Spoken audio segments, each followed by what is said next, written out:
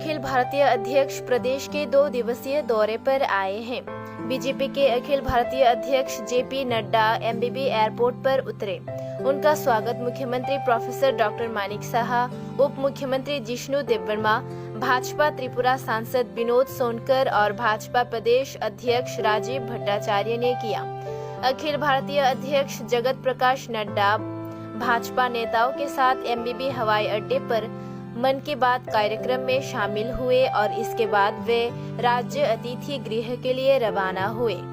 वे वहां गए और राज्य स्तरीय अधिकारियों से मुलाकात की। उन्होंने दोपहर 3:30 बजे पार्टी के जनजाति विधायकों के साथ बैठक की। उन्होंने शाम 5 बजे राज्य के मंत्रियों और पार्टी के सभी विधायकों के साथ बैठक की।